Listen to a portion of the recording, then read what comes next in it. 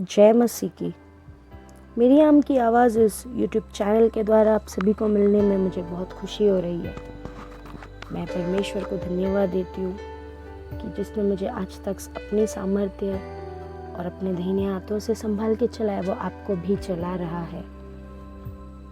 आज भी परमेश्वर ने जो मुझसे एक शब्द बात करके जिसने मुझे तसल्ली और शांति दिया है, मेरे जीवन में मुझे सामर्थ्य किया है, मुझे बलवंत किया है, वो शब्द शायद आपके लिए भी भला हो और आपके लिए भी वो एक उत्तेजित करे, यही मेरी दुआ है। तो आज का हमारा शीर्षक है, हर एक आंसुओं का लेखा जोखा है। भजन संहिता 56:8 में ये लिखा है, तू यह जानता है कि मैं बहुत व्याकुल हूँ, तू यह जानता है कि मैंने तुझे कितना पुकारा है, तूने निश्चय ही मेरे सब आंसुओं का लेखा जोखा रखा हुआ है। हम एक संसार में जीते हैं जहाँ पर हम जो पैसा कमाते हैं, जो हमारा कर्जा है या जो हम खर्च करते, हर चीज़ का हिसाब रखते हैं। हम तो उस पैसे का भी हिसाब रखते जो हम खुशी के समय में भी खर्चा करते हैं। और कुछ लोग तो हम इस प्रकार से जीते हैं कि हम एक बजट बनाते हैं, उसी के अनुसार हम अपना पूरा हिसाब, हमारा खर्चा को भी हम ऊपर नीचे करते हैं। लेकिन क्या हमने कभी अपने दुखों का हिसाब रखा है? क्या हमारे पास कोई हिसाब है कि हमने कितने आंसू बहाए हैं? या फिर किसी के पास कोई हिसाब है क्या जिसमें हमारे दर्द और तकलीफ को नाप तोल सकते हैं? हमारे पास नहीं है। परमेश्वर कहता है, मेरे पास उसका हिसाब है। आपके हर एक आंसुओं का लेखा जोखा परमेश्वर के पास है। एक संभव हम पवित्र बाइबल से पढ़ते हैं जहाँ पर परमेश्वर ने अपने लोगों को आंसुओं के और तकलीफों का सारा हिसाब लेखा जोखा रखकर परमेश्वर ने उनको बचाने के लिए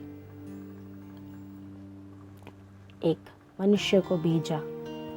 पढ़ते हैं निर्गमन का किताब 3 अध्याय का 9वां वचन में, इस्राएलियों की चिल्लाहट मुझे सुनाई पड़ी है और मिस्रियों का उन पर अंधेर करना भी मुझे दिखाई पड़ा है। हाँ, जो मिस्र लोग आज तक इस इस्राएलियों को परेशान कर रहे थे, परमेश्वर कहता है कि मुझे ये सारे बात सुनने में आ चुका है, मैं देख रहा हूँ। अब मैं नहीं शांत बैठूंगा, अब मैं ज़रूर किसी ना किसी को भेजूंगा ताकि वो मेरे बच्चों लोगों को ये तकलीफ फिर से ना दे।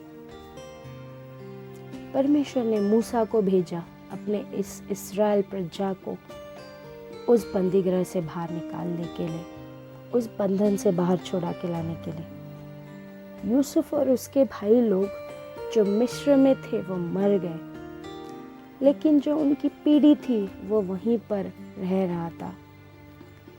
जिस प्रकार परमेश्वर ने इजरायली लोगों को एक वाचा दिया था कि वह फलेंगे और अधिकायत रूप से बढ़ते रहेंगे, उसी वाचा के अनुसार इजरायली प्रजा गिनती में बहुतायत हो गए।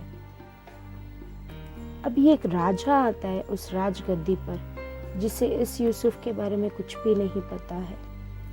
उसने देखा कि इजरायली प्रजा की गिनती इतनी ज्यादा है और वो उन्हें देखकर बहुत घबरा गया, क्योंकि और उस घबराहट के कारण उसने उन्हें बहुत तकलीफ दिया, उन्हें बहुत वेदना दिया।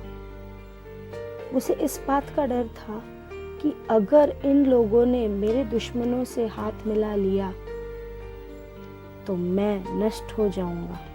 इसीलिए उसने उन लोगों को बहुत तकलीफ दिया, निंदा किया, अपमान किया, बहुत पीड़ा दिया उन्हें। पर वो जितना उन्हें तकलीफ दे रहा था, पीड़ा दे रहा था, उतने ही संख्या में वो बढ़ने भी लगे इजराइल की प्रजा। ये इज़राइल के प्रजा को जो घर के बांध काम रहते, खेती का काम रहता है, ये सभी कुछ करवाते थे और उनके तरफ किसी भी प्रकार का कृपा या अनुग्रह कभी नहीं दिखाया।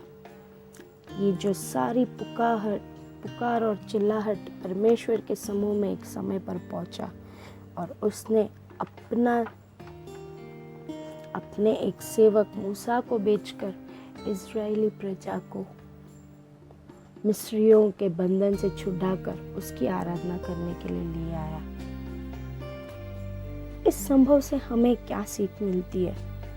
हम जब पढ़ते हैं कि एक समय तक परमेश्वर ने इस मिस्र लोगों को इज़राइली प्रजा को तकलीफ देने और पीड़ा देने के लिए अनुमति दिया, जबकि मिस्र लोग उन पर कोई अनुग्रह कृपा कुछ भी नहीं दिखा रहे थे। और इस कारण ये जो इज़राइली प्रजा है वो बहुत वेदना, तकलीफ, आंसुओं में अपना समय बिता रहे थे। परमेश्वर चुप था क्योंकि वह सभी चीज़ों का हिसाब रख रहा था, वह सभी चीज़ों का लेखा जोखा रख रहा था। अब एक समय आया जब उसने अपने सेवक मूसा को भेजा ताकि उन लोगों को वो छुड़ाकर उसकी महिमा कर सके और उसकी आराधना कर सके। हमारे जीवन में भी हम बहुत सारे तकलीफ और वेदना और आंसू भरे हुए रास्तों से गुजर के आए हैं। हम भी इस तकलीफ और वेदना के समय में बहुत रोते हैं और चिल्लाते हैं, परमेश्वर की ओर पुकारते हैं। और जब परमेश्वर की ओर से कोई जवाब नहीं आता, हमें लगता है कि शायद यही अंत है, यहीं पर सब कुछ समाप्त हो जाएगा मेरे लिए। पर जानते हैं कि परमेश्वर क्यों शांत है? क्योंकि वो सभी चीज़ों का हिसाब रख रहा है, उसने लेखा जोखा रखा है और वो किसी मनुष्य को तैयार कर रहा है ताकि वह तुम्हें छुड़ा सके, आपको उस वेदना से बाहर निकाल के आपके चेहरे में एक खुशी और आनंद ला सके। इसलिए चिंता मत करो, आपके आंसुओं का हिसाब, आपके आंसुओं का लेखा जोखा परमेश्वर के पास है। मैं धन्यवाद देती हूँ जिसने आप लोगों ने अपना एक कीमती समय देकर इस चैनल को देखा। मैं आशा करती हूँ कि आप इस चैनल के द्वारा आशीषित रहे रहेंगे और अपने दोस्तों से भी इस चैनल के बारे में शेयर करें।